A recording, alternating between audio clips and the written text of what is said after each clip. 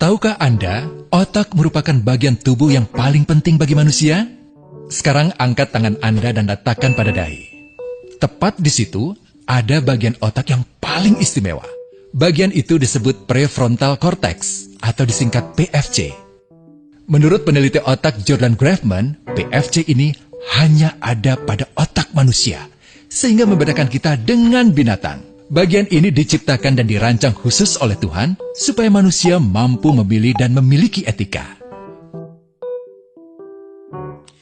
PFC berfungsi seperti pemimpin.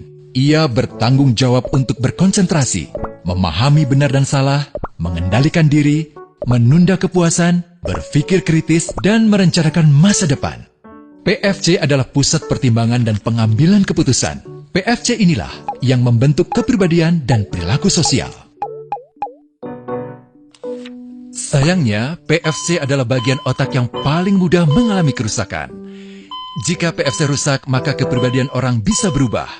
Rusaknya PFC bisa disebabkan oleh benturan fisik, bisa juga oleh zat kimia, seperti narkotika, psikotropika, dan zat adiktif atau nafsa.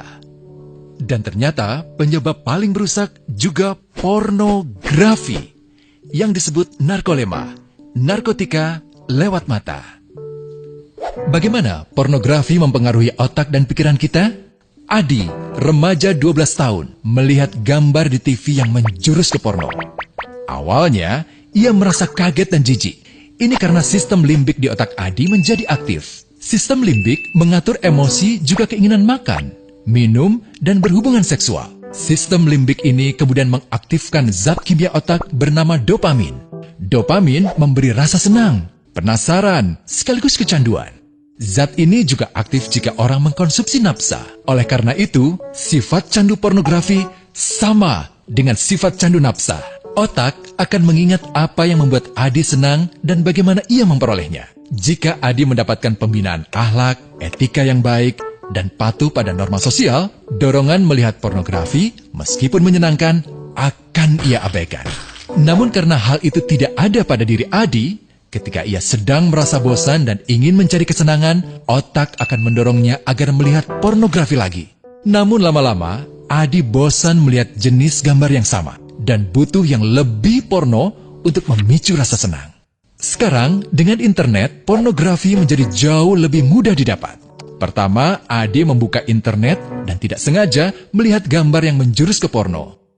Berikutnya, ia sengaja membuka lagi untuk melihat yang lebih porno. Awalnya melihat yang sedikit terbuka, lama-lama semuanya terbuka. Awalnya melihat 1 menit, lama-lama 1 jam. Adi mengalami kecanduan pornografi.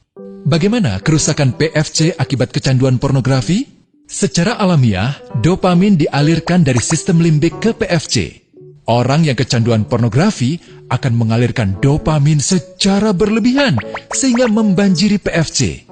PFC menjadi tidak aktif karena terendam dopamin. Semakin sering PFC tidak aktif, ia akan semakin mengerut dan fungsinya terganggu.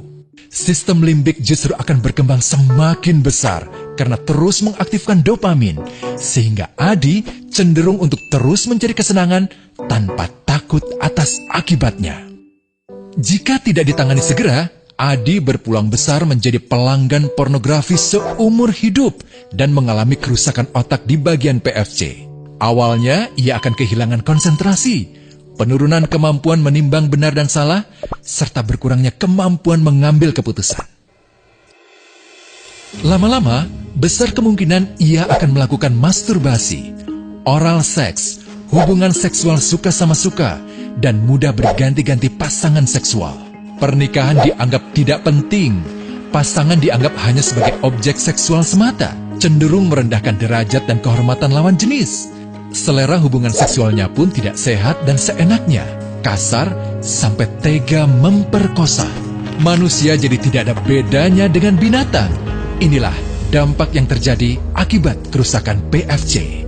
Ahli bedah otak Donald Hilton Jr. mengatakan, jika difoto menggunakan alat magnetic resonance imaging, otak yang rusak akibat pornografi memperlihatkan hasil yang sama dengan otak yang rusak karena kecelakaan.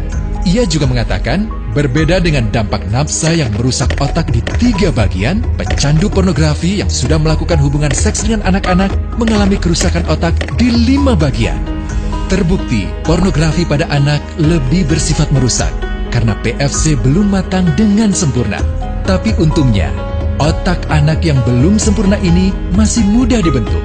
Pengaruh pornografi bisa lebih mudah dihilangkan asal ada usaha untuk memulihkan dengan sabar, terutama oleh ayah ibu, keluarga, dan orang terdekat.